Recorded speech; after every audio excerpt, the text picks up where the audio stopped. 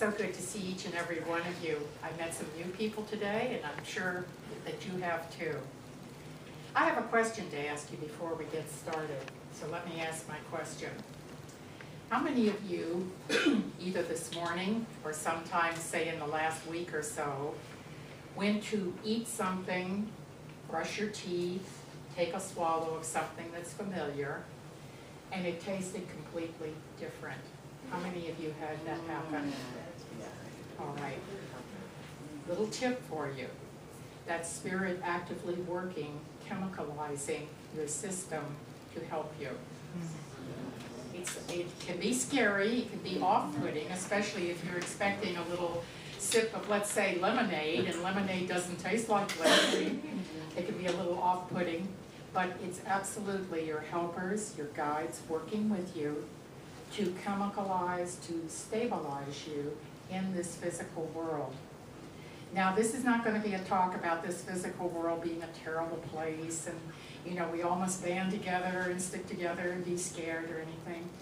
My inspiration for today, as I was asking Spirit about this matter and what to share with you, was the word focus. And the reason, I'm sure Spirit has reasons, but my human reason, I feel, is because as wonderful spiritual beings as we all are, and I'm seeing no one here who is not, you're just magnificent, I see your lights and your abilities. The problem is our ability to focus. We are in such a noisy, conflicted world that just gets us off tracks in so many ways. Whether it's the television and the endless newscasts, whether it's our children coming in with reports of the latest devastating thing at school, a boss who is unreasonable, a coworker, a landlord, a neighbor down the street. We have so many avenues with which to become distracted. And this is not about fault finding. This is not saying, well, if you're distracted, you're a terrible person, you should do better. This is just identifying something that's a challenge for all of us and meeting that challenge. Because if you really come to understand that you're spiritual beings, then you will understand also that you have all the equipment to meet this. Jesus, our brother and friend, said, "The kingdom of heaven is within you." Well, he didn't say that just to have something nice for us to recite 2,000 years later. He meant it. He meant it. He absolutely meant it. In Matthew 17, we have Jesus and his disciples going along, I'm sure, just as hot and dusty as it gets here in Arizona. And I live in Tonopah. I know about dust and lizards and rats, and so I can sort of relate to what Jesus and his students were going through when they'd walk up and down. And here it is, hot and sandy and dusty, and I'm sure they were feeling very human, all of them. And all of a sudden, in the midst of all this humanness, he's transfigured amongst them. They absolutely get to see him for who he really is. And friends, he didn't do that just to have something for us to think about 2,000 years later, that Jesus was transfigured. He was showing our ability to be transfigured as well. We all, in the midst of our humanness and messiness and dirtiness, have the ability to be transfigured. We have it within us. It doesn't come from going to Arthur Findlay in England, and it doesn't come from living out in Tonopah, although I cherish those things very much, and I'm glad they're part of my life. And I certainly thank God that I was able to have those opportunities. But I'm saying right here, right now, no matter what situation you are in, if you've lost a job, if you've lost a spouse, if you're living on the edge, if you don't know what tomorrow is bringing, you are just as divine and capable of transfiguration as I am, as Jesus. And that's not being disrespectful of Jesus or of Buddha or any other teacher.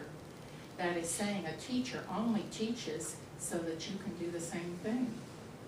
Now, some of you folks have talked to me already about an advanced mediumship class, and I'm going to tell you something. I've been going through and reviewing all the books I studied those years in England and here, and one of the words I keep bumping along with my magic marker in each book is the word focus. Each medium who teaches a more intense course uses that word within each text that I'm reviewing right now. And so if it's that important in our ability to communicate between the spirit world and here, then it is equally important that we use it in our day-to-day lives. That wonderful ability to completely focus on what is really essential. What is essential? Let the rest go. Let the rest go. I want to go into the Bible, the Thessalonians, and read you, I promise, a very short statement, but it may help you on this. You brothers and sisters are not in darkness, so that the day should surprise you like a thief. You are all sons and daughters of the light. Now I ask you to respect those who work hard among you, who are over you in the Lord, and who admonish you. Hold them in the highest regard in love because of their work. Live in peace with each other, and we urge you, warn those who are idle, encourage the timid, help the weak, be patient with everyone. If those are not the words of focus, I don't know what is. It's so simple. We're the ones who complicate everything. I mean that from the bottom of my heart. I think we are the ones who complicate everything. I can remember, and I'll tell this story on myself and my husband, who, by the way, is in Tonopah working at the church there this morning while I'm sharing with you. When we were brand new to spiritualism, and I mean we were so painfully brand new. I was an ex-Catholic, my husband's an ex-Presbyterian, the old school, where they danced not, they had no card parties, they didn't go to movies, they could only wear certain types of clothing. It was very strict, very Scottish, and it was pretty heavy stuff. And we both said, we'll never go to church again. We're done with it. It's just, it's a mess, it's misery. It causes nothing but misery on the earth. We're done with it. And as I was coming home one evening, he was at work, I was carrying a load of groceries, thinking about nothing in particular, and I passed by a little place called the Temple of Wisdom in Baltimore, Maryland, and I heard the most ethereal singing going on. I didn't know the words, I'd never heard the melody they were singing, and the Catholicism I grew up in, and please folks, if any of you are Catholic, don't think I'm being mean to the Catholics, I'm not. But at the time I grew up in it, we didn't sing in English. I didn't even know what I was singing half the time. But I did know the melodies, at least I had that going for me. I'd never heard this melody, and it was so beautiful, and I just stopped. My groceries and I just stopped in the middle of the street. And I'm listening, and I went home. And I told my husband about it. And so the following Friday night, we both went. We wouldn't go in, but we went outside. There was a little porch, and we listened to them sing. And it was a group of spiritualists singing in the garden. And it touched our hearts. It just touched us where we lived. We thought, well, at least it doesn't sound gloomy, you know. But we still weren't prepared to go in. Well, I'm not going to give you a big involved story of how we finally got in the building and all that. But we made it very complicated for ourselves because we thought, well, it's religion, and we know what religion is, and we know religion's nasty, and it excludes people, and it's mean to people, and we're not going to be like that. We're the new generation. We're in our 20s, and we're just not going to mess with that, never again. But we finally got it. We made it hard on ourselves, very complicated, saying something, all things were that way. That's kind of like when we say all people of a certain group are that way. We make it hard on ourselves. We don't focus on what is true and what is essential. I'd like to read to you from another sacred text, the Bhagavad Gita. How many of you read the Gita? Well, I'm going to encourage you to do that. And don't be offset. Don't look at the big heavy volumes that are in the public library. Go to your favorite bookseller and get yourself a portable Gita. Something you can actually carry around in your purse or your pocket, yeah.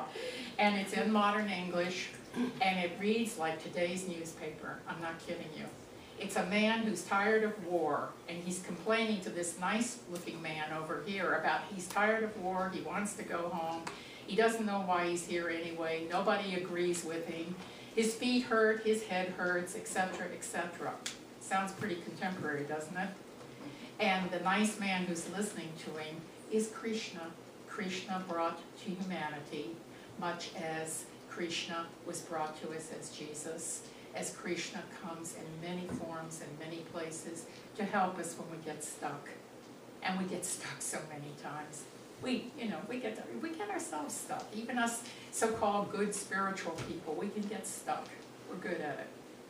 So anyway, Krishna comes in and he says, okay, I understand you're feeling bad today. Let me tell you a couple of things. And he makes it very, very simple. And he leads him in. So here is some of what Krishna said. I will now reveal to you, since you doubt, profound mysticism, which, when followed by experience, shall liberate you from sin. And incidentally, don't shudder with the word sin, because all we mean by sin means missing the mark. It just means you want to be good, but you were mean-spirited. You went for the goal of being kind, but you were petty. You missed the mark. It's not this long, drawn-out thing of where I'm saying, you're a sinner, so you're going to go down there, or you're going someplace else. No, you missed the mark.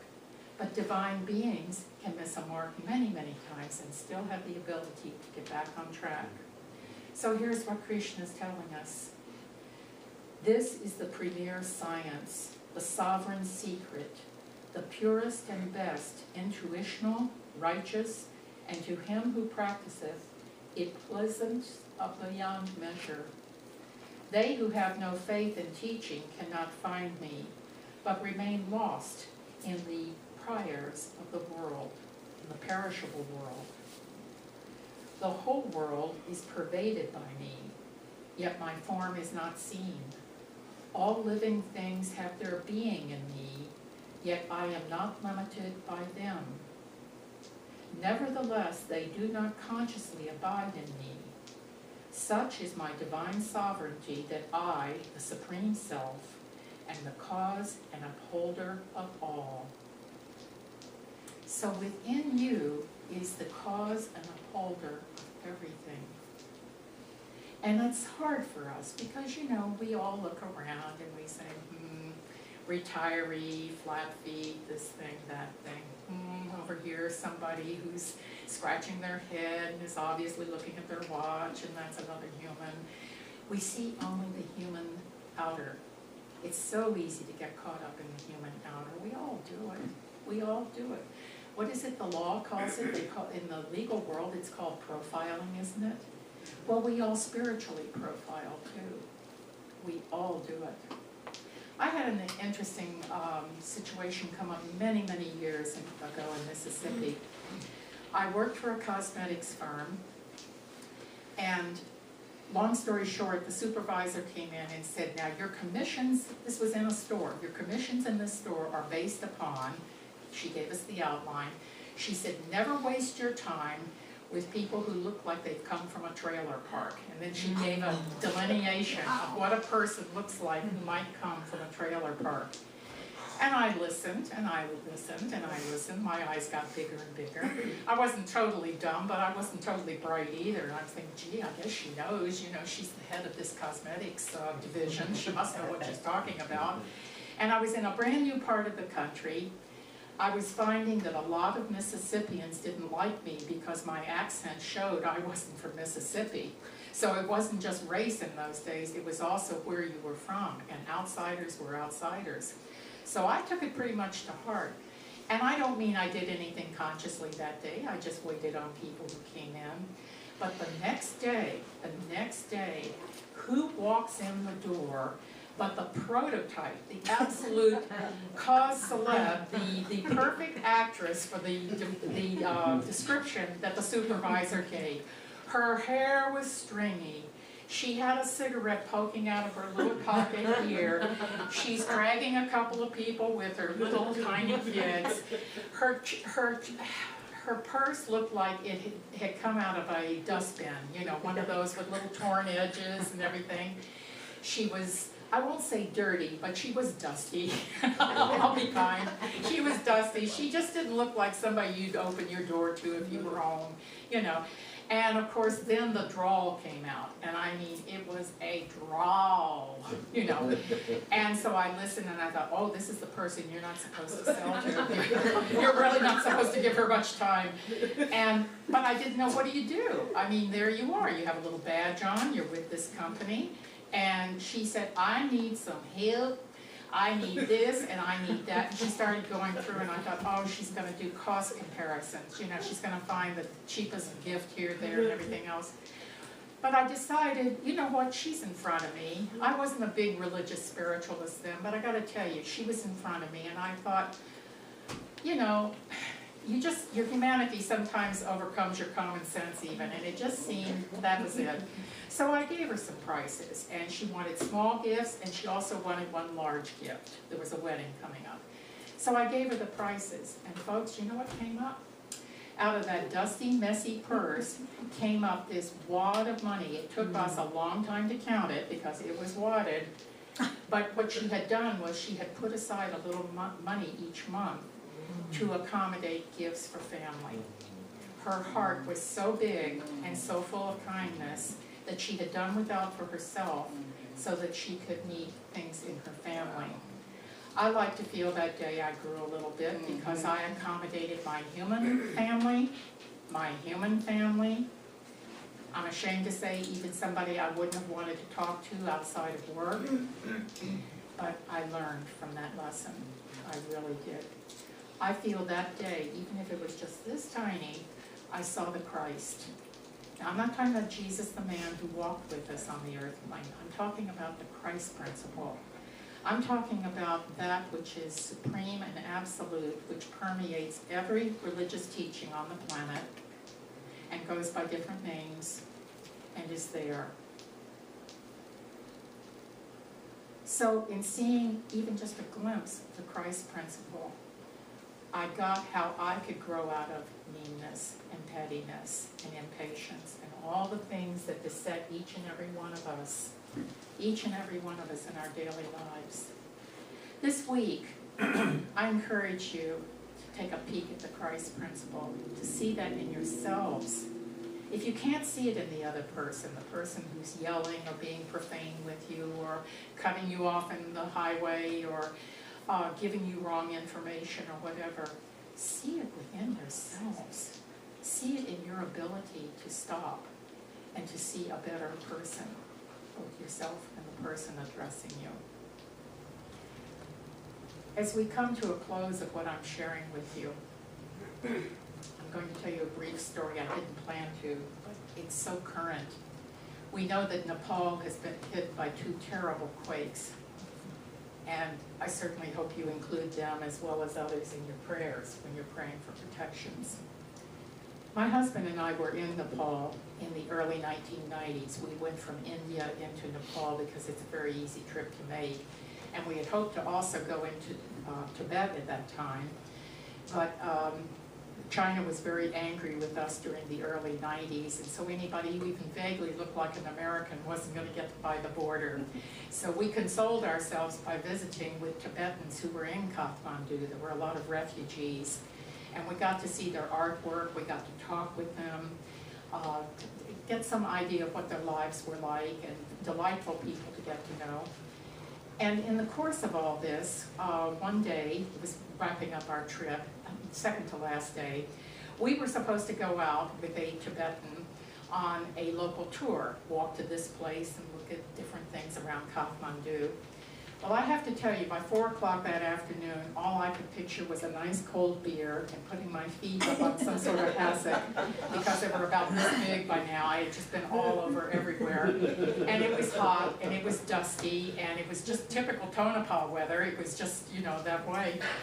And the guide was so cheerful. He says, we have yet another temple. And I'm going, oh no, not another temple. You know, but I wanted to keep a nice face on and, you know, not have him think, oh, you know, picky Americans, they're just terrible. So I said, oh, great, you know. So we went in yet another temple, and I can't pronounce all the names of the deities he showed me, but it was lovely. Of course, it was well worth seeing. And just as we're making the arc to go out and go back to the hotel once and for all, he said, oh, by the way, your Jesus is mentioned on that column over there. And my ears perked up, and I said, what do you mean mentioned? He said, well, evidently he came here and he talked to people and was nice to them, and they listened to him. I said, anything else? You know, because I was really excited at this time. He said, no, that was it. They liked him. He talked to them, they listened, he ate with them, that was it, you know. And I'm thinking, whoa, you know.